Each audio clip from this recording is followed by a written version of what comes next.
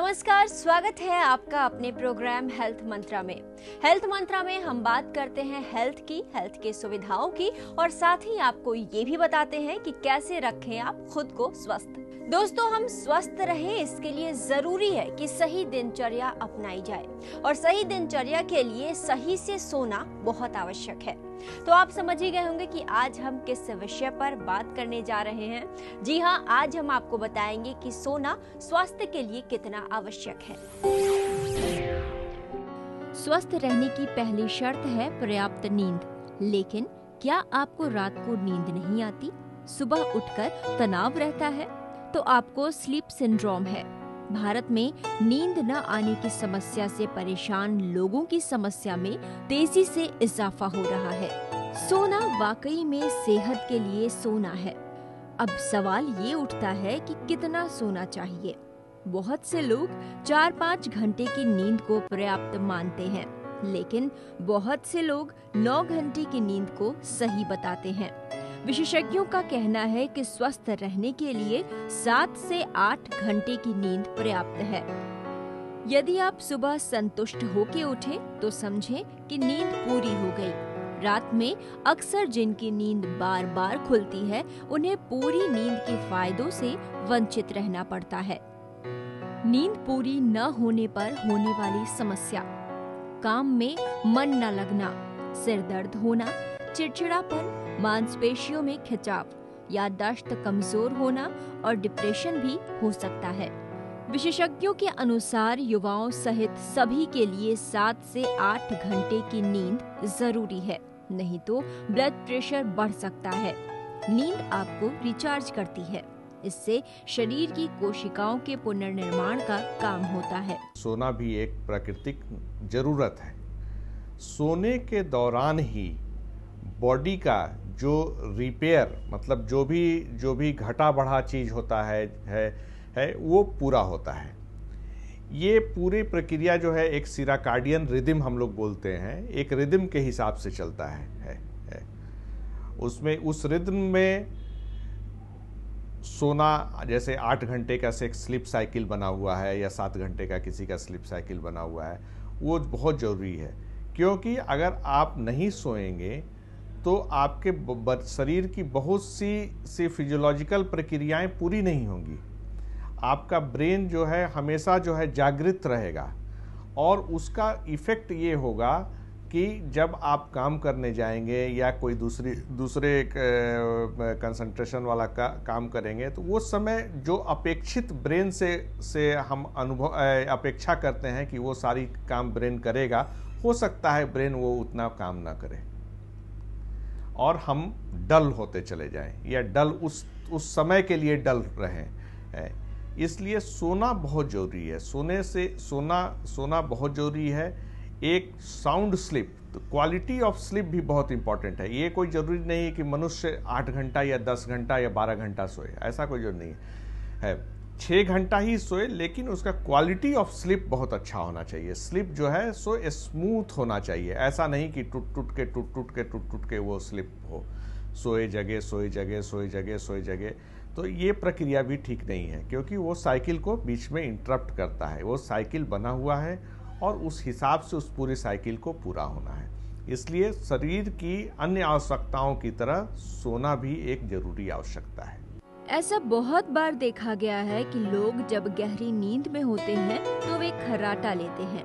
ये एक आम धारणा है, जबकि आज के दिन ये साफ तौर पर पता चल चुका है कि खर्राटा लेना एक बीमारी है, जिस पर शुरुआत में ही ध्यान नहीं दिया गया तो ये कई बीमारियों को जन्म दे सकता है। खर्राटा का अर्थ होता है कि सोने के दौरान एक एबनॉर्मल साउंड प्रोड्यूस होना, खर घर खर खड़ की आवाज आना। ये नॉर्मल नहीं है, ये नॉर्मल फिजियोलॉजिकल साउंड नहीं है, ये बिल्कुल ही एबनॉर्मल है, ये नॉर्मल बात नहीं है। अगर हम अपने बेसिक फिजिक्स के तरफ ध्यान दें तो उसमें सारे लोग जानते हैं कि जब हवा एक पतले सकरे रास्ते से जाती है तो वहाँ टर्बुलेंस पैदा होता है और वो घड़घड़ाहट की आवाज़ करती है। इसको एक एग्जाम्पल के हिसाब से हम समझ सकते हैं कि बचपन में हम सभी सीटी बजाते हैं। एक छोटी सी शीशी लेके उसमें फूंकते हैं और उससे सीटी की आवाज़ निकलती है। वही फिजियोलॉजी खर्राटा का है।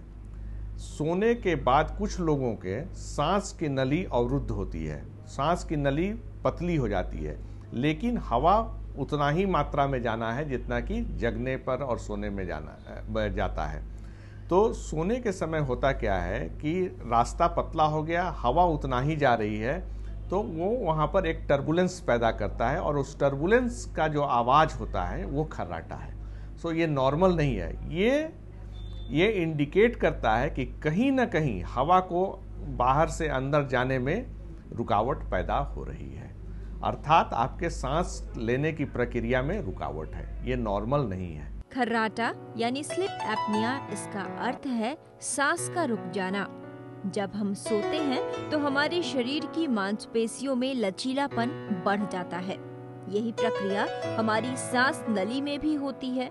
जब मांसपेशियों का ये लचीलापन एक लेवल से ज्यादा हो जाता है तो हमारी सांस नली संकीर्ण हो जाती है, जिस वजह से सांस लेने के दौरान खड़खड़ाहट की आवाज आने लगती है। ये प्रक्रिया कुछ और बढ़ती है तो सांस नली पूरी तरह से बंद हो जाती है। इसके कारण कई बार हमारी सांस रुक जाती है और हमारे शरीर को ऑक्सीजन मिलना बंद हो जाता है। ये प्रक्रिया रात भर में सैकड़ों बार चलती है।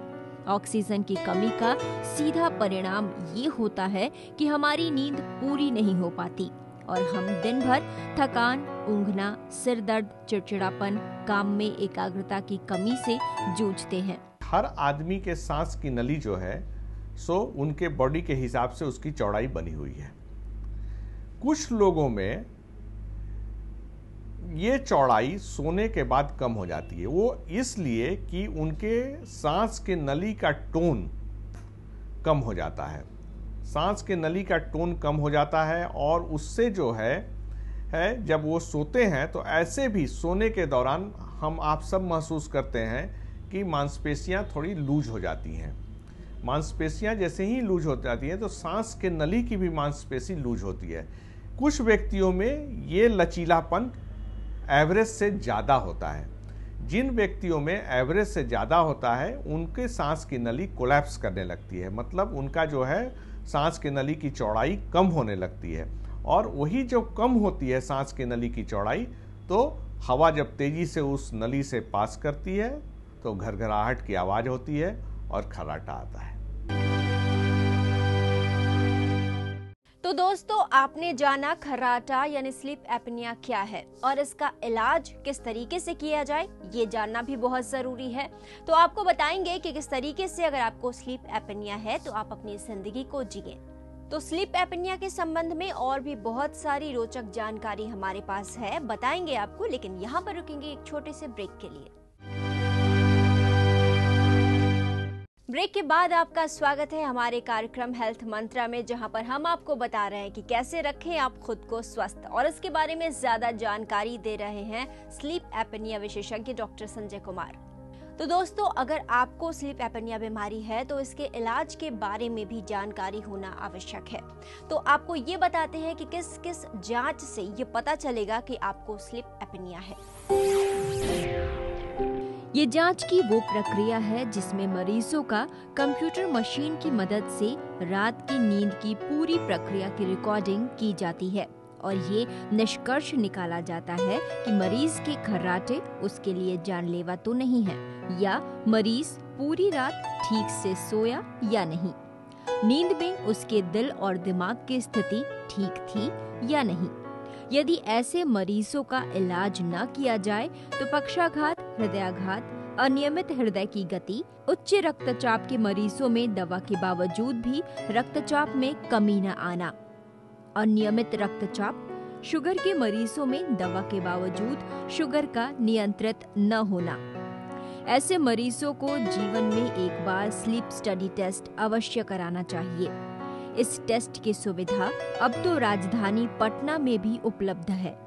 इस टेस्ट की मदद से यदि बीमारी का समय रहते पता चल जाए तो इसका इलाज भी किया जा सकता है और बेहतर लाइफ जिया जा सकता है। रात को जो सोने का समय बना हुआ है अगर है तो वो रात को जांच होता है, जिसको हम लोग स्लीप स्टडी या पॉलीसोम्नोग्राफी कहते हैं।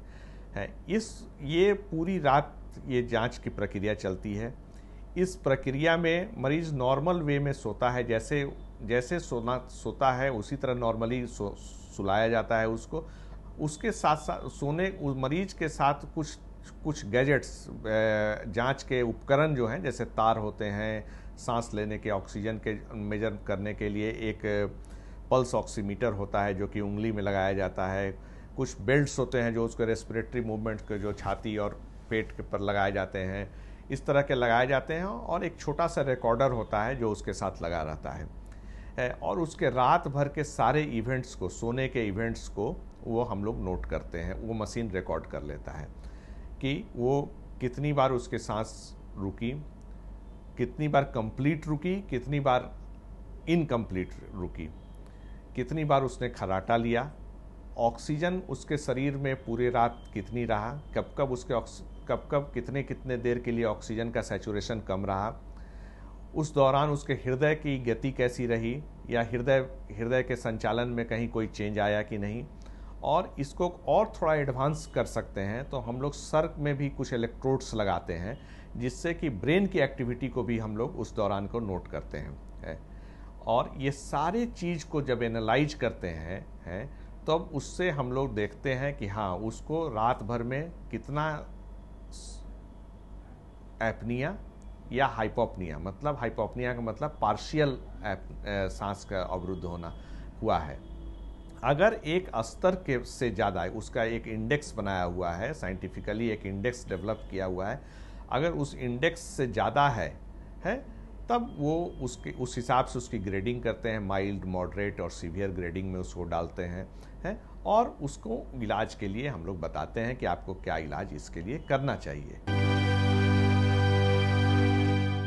दोस्तों, आज के दिन स्लीप एपनिया का इलाज तो राजधानी पटना में भी उपलब्ध है, तो आपको ये बताना भी ज़रूरी होता है कि आखिर इस इलाज में कितना खर्च आता है।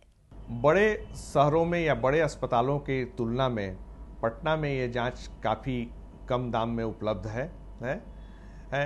ये बड़े शहरों में एक रात में जांच करते हैं, जबकि हम लोग इसको यहाँ पर पटना में 2 रात में जांच करते हैं। आइडियली 2 अलग अलग मशीन से 2 रात में जांच किया जाता है। और जो एक रात में जांच होता है उसको स्प्लिट नाइट स्टडी बोलते हैं। आधे रात एक मशीन से और आधे रात एक मशीन लगाते हैं।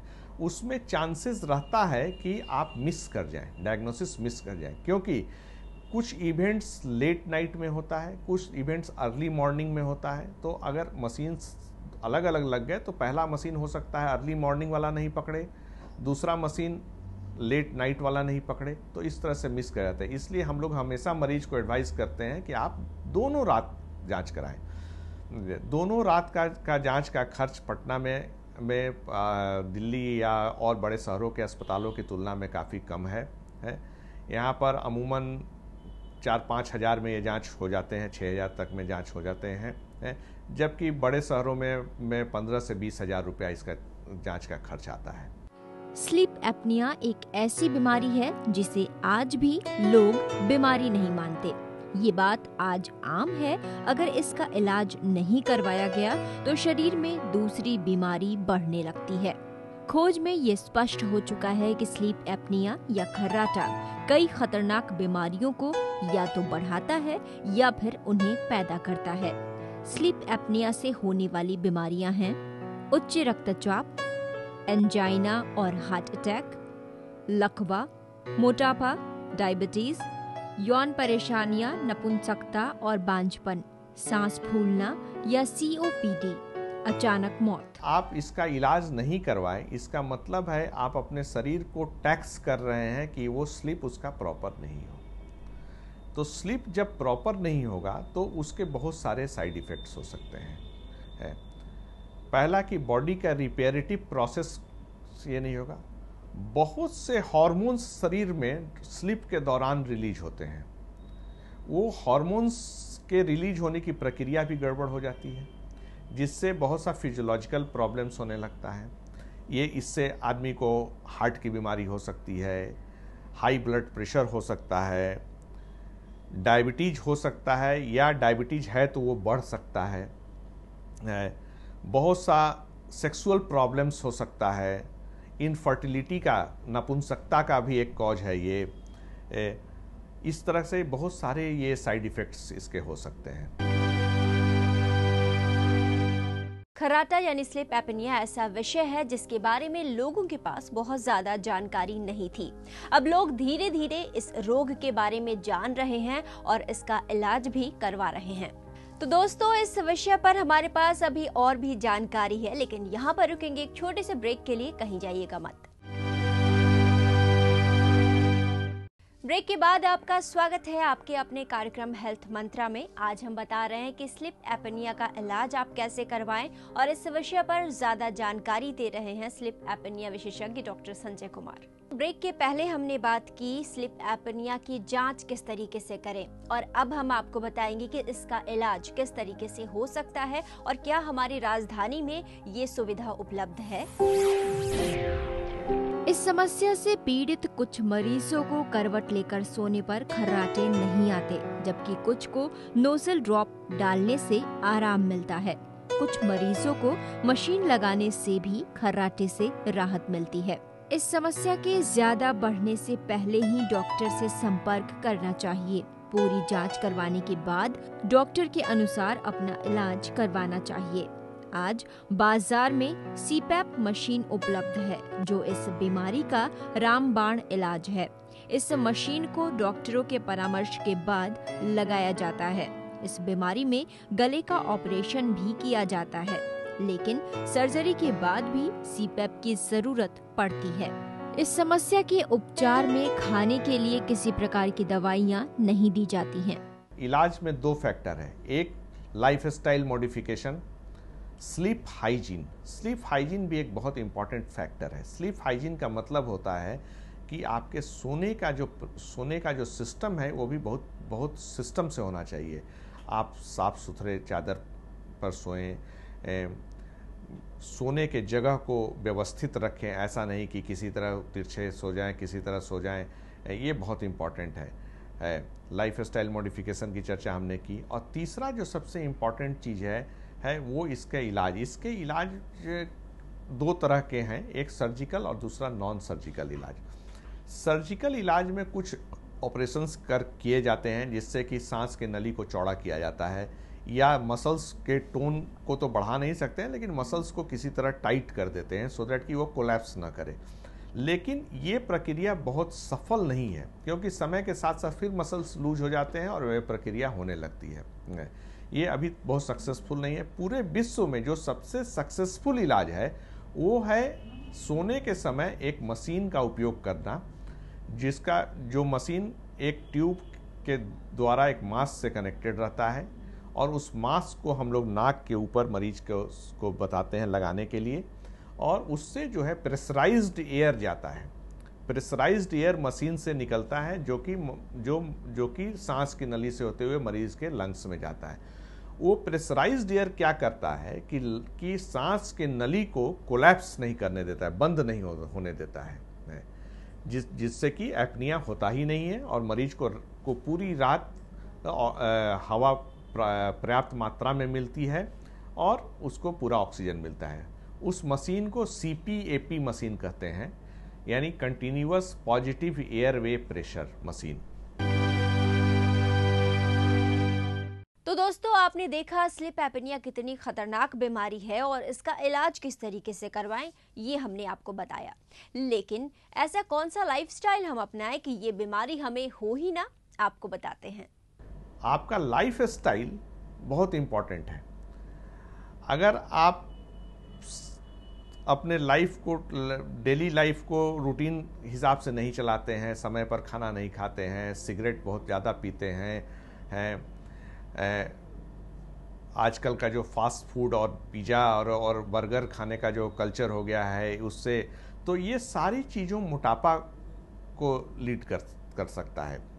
और मोटापा एक बहुत बड़ा इसमें एग्रेवेटिंग फैक्टर है। मोटे लोगों में ये बीमारी ज़्यादा देखी जाती है। ऐसा नहीं कि दुबले पतलों में नहीं होती है, लेकिन मोटापा एक एग्रेवेटिंग फैक्टर है। इसलिए आपके लाइफ स्टाइल पर पर इस लाइफस्टाइल से इसका संबंध है। आप नॉर्मल खाना खाएं, ज़्यादा फैटी खाना ना खाएं, कुछ एक्सरसाइज करें, इस तरह से आप रहें तो आपको ज़्यादा फायदा होगी।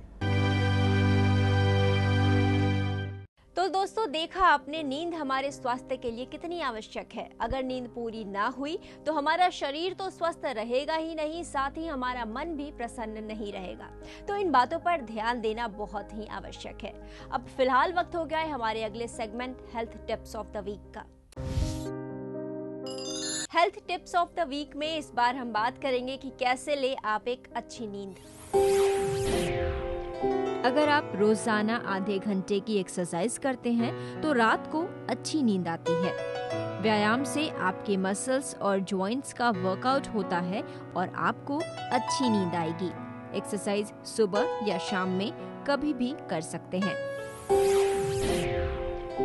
आमतौर पर लोग रात को खाने के बाद एक कप कॉफी या चाय पीना पसंद करते हैं। ऐसा करने से आपकी नींद भाग जाती है। सोने से पहले किताबें पढ़ने की आदत डालें। 15 से 20 मिनट किताब पढ़ लेने से आपको अच्छी नींद आएगी। सोते समय टीवी देखने की आदत खत्म कर दें, क्योंकि टीवी पर चल रहे प्रोग्राम्स का काफी असर आपकी नींद पर पड़ता है। Health tips of the week के बाद अब वक्त हो चला है beauty tips of the week का। Beauty tips of the week में इस बार हम आपको बताएंगे कैसे पाएं रूखी त्वचा से छुटकारा। यदि आपकी त्वचा रूखी है तो आप एक केले को मसलकर उसमें 1 चम्मच शहद और 5 चम्मच दूध मिलाकर पेस्ट बना लें और उसे अपने चेहरे पर लगाएं। इससे रूखी त्वचा में जान आ जाएगी। अधिक पानी पिएं। आपका चेहरा हमेशा खिला रहे, इसके लिए अच्छी नींद जरूरी है। तो इस हफ्ते हमने बहुत कुछ जाना स्वास्थ्य के बारे में। अगले हफ्ते फिर से लौटेंगे किसी और बीमारी के बारे में ढेर सारी जानकारी लेकर। अगर आप हमसे कोई सवाल पूछना चाहते हैं तो लिख भेजिए hm@etv.co.in पर। अगले हफ्ते फिर से लौटेंगे किसी और रोग के बारे में जानकारी लेकर। मुझे और हेल्थ मंत्रा की पूरी टीम को दीजिए इजाजत। नमस्कार।